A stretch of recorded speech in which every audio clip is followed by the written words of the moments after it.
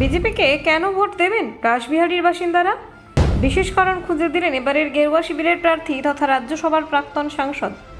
রাসবিহারীতে বড় চমক, প্রার্থী স্বপন দাশগুপ্ত। নতুন সমীকরণ বিজেপিতে 144 আসনে বাজি বিজেপির। প্রার্থী তালিকায় চমক আর জল্পনা।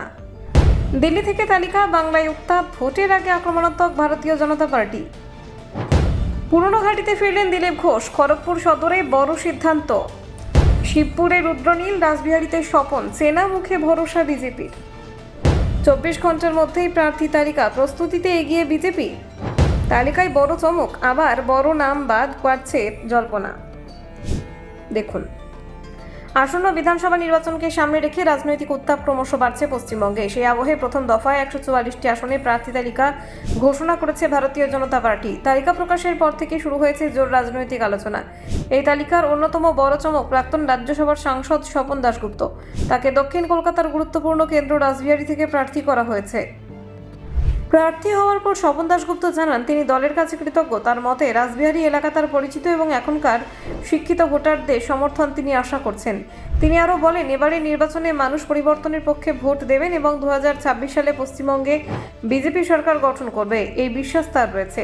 এদিকে তালিকায় আরও বেশ কিছু পরিচিত মুখ জায়গা পেয়েছেন। প্রাক্তন রাজ্য সভাপতি দিলীপ ঘোষকে ফের খড়গপুর সদর আসনে প্রার্থী করা হয়েছে।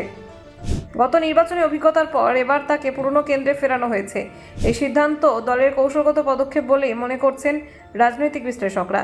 শিবপুর কেন্দ্র থেকে প্রার্থী করা হয়েছে অভিনেতা রাজনীতিক রুদ্রনীল ঘোষকে। বরানগর আসনে লড়বেন সজল ঘোষ। আসানসোল দক্ষিণ কেন্দ্রে আবারও আস্থা রাখা হয়েছে অগ্নিমিত্রা পালের ওপর। গত নির্বাচনে তার জয়ের ধারাবাহিকতা বজায় রাখতে এই সিদ্ধান্ত বলে মনে করা হচ্ছে। তবে প্রার্থী তালিকায় কিছু উল্লেখযোগ্য অনুপস্থিতিও চোখে পড়েছে। খড়গপুর সদরের বিদায়ী বিধায়ক হিরণ চট্টোপাধ্যায়ের নাম কিন্তু তালিকায় নেই।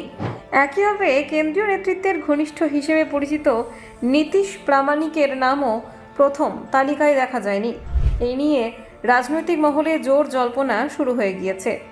প্রার্থী তালিকা প্রকাশের সময়কালও বিশেষভাবে গুরুত্বপূর্ণ। ভোটের দিনক্ষণ ঘোষণার 24 ঘন্টার মধ্যেই তালিকা প্রকাশ করে প্রস্তুতির দিক থেকে এগিয়ে থাকার বার্তা দিয়েছে বিজেপি। এই তালিকা থেকেই স্পষ্ট বোঝা যাচ্ছে, অভিজ্ঞ এবং পরিচিত মুখের ওপরেই বেশি জোর দিয়েছে ভারতীয় জনতা পার্টি। একই সঙ্গে কিছু নতুন সমীকরণ তৈরির চেষ্টাও করা হয়েছে ভারতীয় জনতা পার্টির পক্ষ থেকে। প্রথম দফার প্রার্থী তালিকা প্রকাশের পরে রাজ্যের রাজনৈতিক লড়াই আরও তীব্র হয়েছে। আগামী দিনে বাকি তালিকা এবং অন্যান্য দলের কৌশলই নির্ধারণ করবে নির্বাচনের চূড়ান্ত রূপ। Bureau report, news prime Times.